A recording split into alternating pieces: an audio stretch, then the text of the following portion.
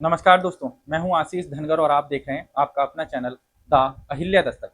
साथियों, इससे पहले मैंने एक वीडियो बनाया था कैलिया थाने के वीरेंद्र सिंह पाल कांस्टेबल को लेकर के, और वो वीडियो आप लोगों ने उस वीडियो पे बहुत ज़बरदस्त तरीके से प्यार दिया। साथियों, हमेशा द अहिल्या दस्तक शोषित, वंचित, पिछड़े तबके की आवाज़ को उठाने का लगातार प्रयास करता रहता है, और हमेशा एक प्रयास रहता है कि दबे कुचले, शोषित और वंचित समाज के लोगों को न्याय मिल सके। जिनके पीछे कोई लड़ने वाला नहीं है, उनके पीछे हम लोग प्रयास करते हैं कि किसी भी कीमत पर उसको न्याय मिल सके।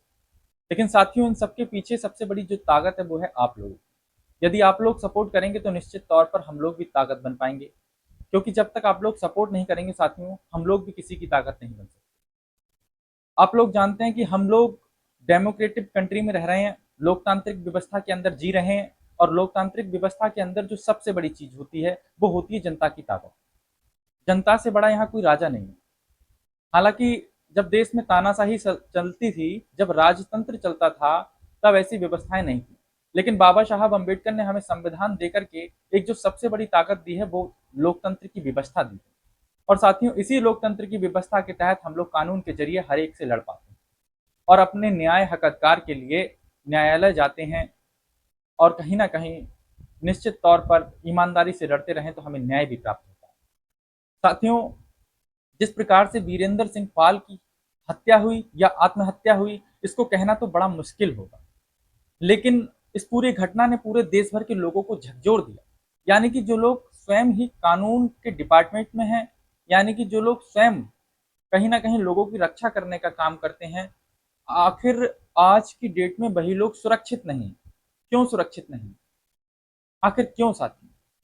एक कांस्टेबल 15 जून की सारी रात अपने घर पे बात करता रहता है, और अपने घर पे बात करके लगातार अपनी परिस्थितियों के बारे में बताता रहता है, और ये कहता है कि या तो मैं जेल जाऊंगा या मेरी हत्या हो जाएगी। और उसे लगातार अपनी हत्या का भय सताता रहता है, उसे लगातार अपने जेल जाने का डर सताता रहता है। और यही डर कहीं ना कहीं, यही डर लगातार रात भर बढ़ता रहता है। उसके घर वाले एक तरफ लगातार समझाते रहते हैं, उसके बच्चे लगातार उसको समझाते रहते हैं कि कुछ नहीं होगा, आप आराम से सो जाइए। रात के लगभग बात करते करते 2 बज जाते हैं, 2 से ढाई बज जाता है, और 2:30 से 3 बज जाते हैं, 3 से 4 बज जाते हैं, लेकिन बात खत्म नहीं होती, क्योंकि मामला ही ऐसा था। भय का माहौल था, डर का माहौल था, उसके दिल में लगातार हलचल मची हुई थी, उसका दिल बेचैन था, उसका दिल लगातार दुहाई दे रहा था कि वो किसी भी कीमत पर कोई उसे बचा ले। लेकिन साथियों, जो डर उसको सता रहा था वही हुआ। उसकी हत्या या आत्महत्या क्या हुआ, ये तो जांच के बाद ही क्लियर हो पाएगा, लेकिन वो अब नहीं रहा। सुबह 6 बजे फोन आता है कि स्थिति बहुत खराब है। परिवार वाले 6 बजे सुबह फोन करते हैं, और उनसे ये कहते हैं कि आप उसको जाकर के देख लीजिए, फोन नहीं लग रहा। और जब वो जाकर के देखता है डिपार्टमेंट, तो पाया ये जाता है कि उस व्यक्ति ने फांसी का फंदा लगाकर के आत्महत्या करने का प्रयास किया। हालांकि ये बात कितनी सच्ची है, इस बात की पुष्टि द अहिल्या दस्तक नहीं करता।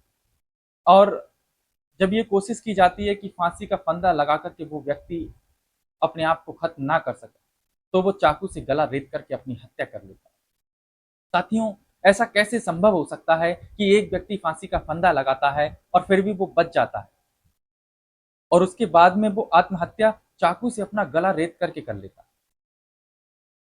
साथियों, सोचो ऐसा कैसे संभव है कि एक व्यक्ति, एक आम व्यक्ति, एक आम समाज में रहने वाला व्यक्ति, एक आम मानसिकता का व्यक्ति कैसे चाकू से अपनी हत्या कर सकता है, वो भी गला रेत कर? इतनी दर्दनाक हत्या एक आम इंसान से, एक आम समाज में रहने वाले व्यक्ति से तो संभव नहीं। जहां तक साथियों मैं समझ पाया, ऐसा संभव नहीं।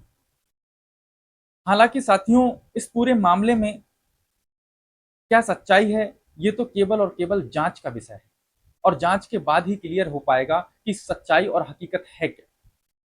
लेकिन साथियों, आप लोग जानते हैं द अहिल्या दस्तक न्याय के लिए हमेशा लड़ता रहेगा, हमेशा आप लोगों के साथ खड़ा रहेगा, हर कीमत पे खड़ा रहेगा, अपनी पूरी टीम के साथ खड़ा रहेगा।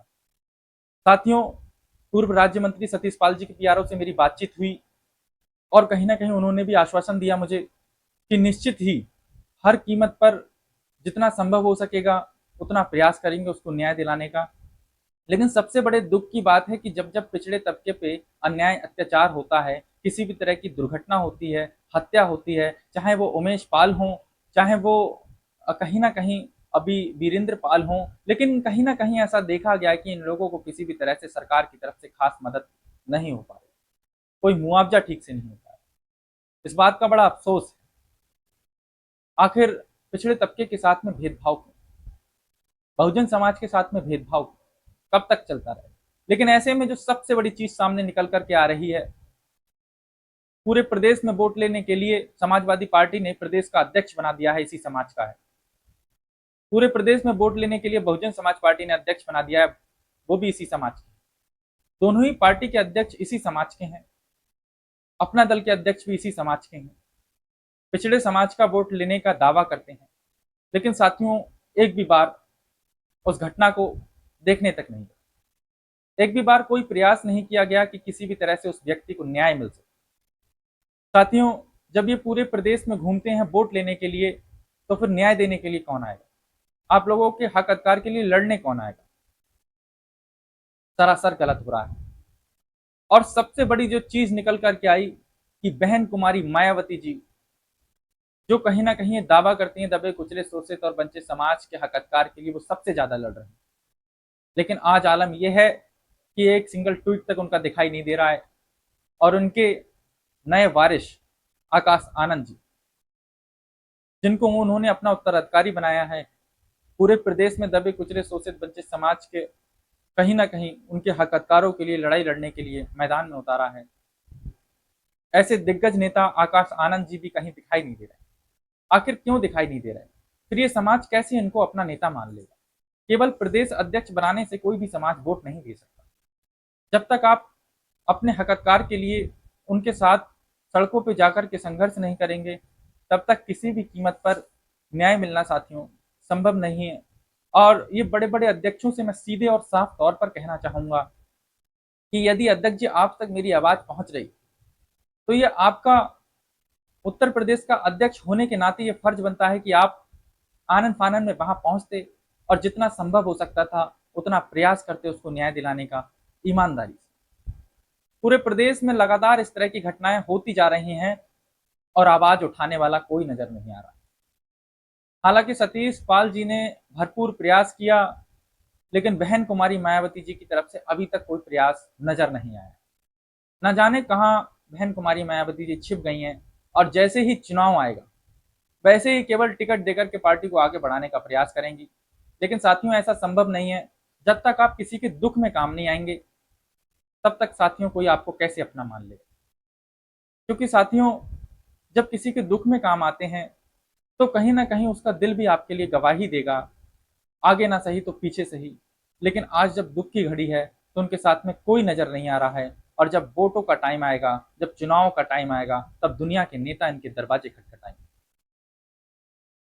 साथियों इस घटना की तो बहुत उच्च स्तरीय जांच होनी चाहिए। लगातार मैं इस मुद्दे को उठाता रहूंगा, आप लोगों के बीच लाता रहूंगा, और जब तक न्याय नहीं मिल जाता प्रदेश का हर मुद्दा उठाने का दावा ये दा अहिल्या दस्तक करता है।